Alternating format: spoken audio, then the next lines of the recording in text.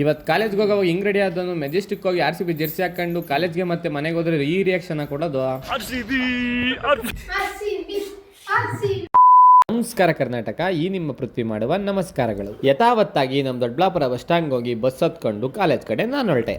Bus ಏನೋ ಹತ್ಕೊಂಡೆ, ಒಂದು seat ಸಹ ಸಿಕ್ಕಿಲ್ಲ. ಇನ್ನೇನು ಮಾಡೋಕ್ಕಾಗಲ್ಲ, ನಿಂತ್ಕೊಂಡಿರೋ ಟೈಮಲ್ಲಿ ಆ ಕಡೆ ನೋಡಿದ್ರೆ ವ್ಯೂ ಸಖತ್ತಾಗಿ ಕಾಣಿಸ್ತು. ಏನಪ್ಪಾ ಅಂದರೆ ಪೊಲೀಸರ ಜೊತೆ ನಮ್ಮ ಯುವಕರು ಡೀಪಾಗಿ ಡಿಸ್ಕಷನ್ ಮಾಡ್ತಿದ್ರು. ಡಿಸ್ಕಷನ್ನ ಸೈಡ್ಗೆ ಇಟ್ಬಿಟ್ಟು ನಾನು ಹೊರಟೆ ಕಾಲೇಜ್ ಕಡೆ. ಯೂಟ್ಯೂಬಲ್ಲಿ ಅಪ್ಲೋಡ್ ಮಾಡೋದಕ್ಕೆ ವಿಡಿಯೋ ನೀವು ಮಾತಾಡ್ತಿದ್ದೀನಿ. ಸೊ ಏನೇನಾಗುತ್ತಾ ಗೊತ್ತಿಲ್ಲ, ಒಟ್ಟಾಗಿ ಮಾತಾಡೋದು ಕೇಳಿಸ್ತಾ ಇಲ್ಲ ಅಂತ ಅದು ಗೊತ್ತಿಲ್ಲ. ಕಾಲೇಜ್ಗೆ ನಾವು ಹೋದೆ. ಕಾಲೇಜಲ್ಲಿ ಕ್ಲಾಸ್ಗಳೆಲ್ಲ ಬೇಗ ಮುಗಿಸ್ಕೊಂಡು ನಾನು ಹೊರಟೆ ಗುರುವೆ BCU ಕಡೆ. BCU ಕಡೆ ಏನಕ್ಕಪ್ಪ ಹೋಗ್ತಾಯಿದೆ ಅಂದರೆ ರೀಲ್ಸ್ ಮಾಡೋಣ ನಮ್ಮ ಅಚ್ಚನ ಜೊತೆ ಅಂತ ಹೇಳ್ಬಿಟ್ಟು. ನಮ್ಮ ಅಚ್ಚನವ್ರ ಕಾಲೇಜ್ಗೆ ಬಂದಿದ್ದೀನಿ ಇವತ್ತು ರೀಲ್ಸ್ ಮಾಡೋಕೆ ಅಂದ್ಬಿಟ್ಟು. ಅವನು ಹೋದ್ರೆ ಫುಲ್ ಬಿಸಿ, ಫ್ಯಾನ್ಸ್ ಜಾಸ್ತಿ ಅವನ್ಕ ನೋಡ್ರಿ, ಫುಲ್ ಬೆವತ್ಕೊಂಬಿಟ್ಟು ಅವನು ಅಷ್ಟು ಜನ ಫ್ಯಾನ್ಸ್ ಅವರು ಅಂತ. ಒಂದು ರೀಲ್ಸ್ ಮಾಡೋದಕ್ಕೆ ಬೆಳಗ್ಗೆ 2 ಯಾವುದಿಲ್ಲ, ಸುಳ್ಳು ಮಾಹಿತಿ ಹೇಳ್ತಾನೆ ಅವನು. ಇಲ್ಲ ತಪ್ಪು ಅದು ತಪ್ಪು ಮಾಹಿತಿ.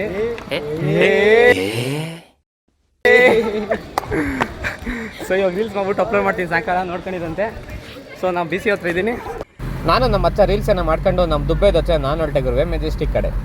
ನಮ್ಮ ದೋಸ್ತು ಬಟ್ಟೆ ತಗೋಬೇಕಂತ.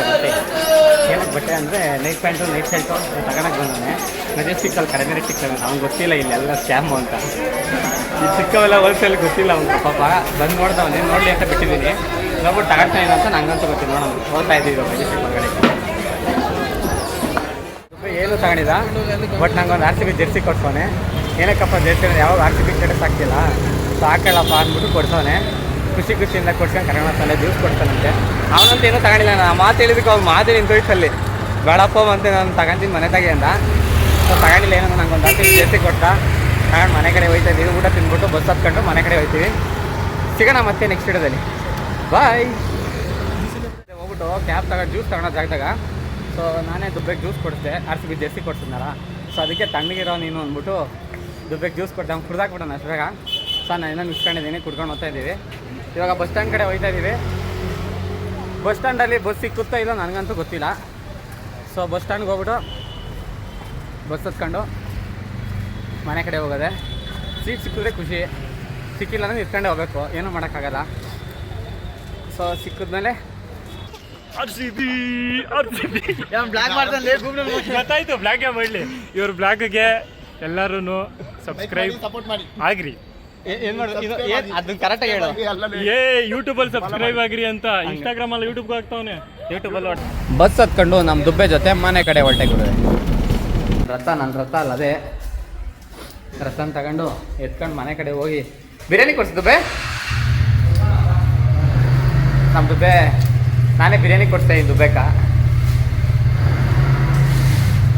ಅವನಂತೂ ಒಂದು ಕೊಡ್ಸಲ್ಲ ನಂಗೆ, ನಾನೇ ತಗೊಳತ್ತು. ಸೊ ನಮ್ಮ ರಥ ನಿಂತಲ್ಲಿ ಎತ್ಕೊಂಡು ಹೋಗೋದೆ. ಬೈಕ್ ತಗೊಂಡು ನಾನು ಹೋದೆ ಗುರುವೆ ಬಿರಿಯಾನಿ ತಿಂದು. ಯಲ್ಲಾಪುರದಲ್ಲಿ 140 ರೂಪಾಯಿ ಬಿರಿಯಾನಿ, ದರ್ಬಾರ್ ಬಿರಿಯಾನಿ ಇದೆ. ಇಲ್ಲಿ ಬಂದು ನಾನು ದುಬ್ಬೆ ಆ ತಮ್ಮ 3 ಜನ ಬಿರಿಯಾನಿ ಬರ್ತೇವೆ. ಬಿರಿಯಾನಿ ಮಾತ್ರ ಮನೆ ಕಡೆ ಹೋಗ್ತಿದ್ದಂಗೆ ನನ್ನ ತಂಗಿ RCB ಜೆರ್ಸಿ ನೋಡ್ಬಿಟ್ಟು ಈ ರಿಯಾಕ್ಷನ್ ಕೊಟ್ಲು. ಎಂಟ್ರಿ ಆದ ತಕ್ಷಣ ನನ್ನ ತಂಗಿ ಜೆರ್ಸಿ ನೋಡ್ಬಿಟ್ಟು RCB ಅಂತ ಕಿಸ್ತಾಳೆ. ನಮ್ಮ ತಂಗಿ ಫುಲ್ ಡಯಟ್ ಫ್ಯಾನು, ಅದಕ್ಕೆ ಕಿಸ್ತಾಳೆ RCB ಅಂತ. ನೋಡ್ತೀನಿ ಬನ್ನಿ.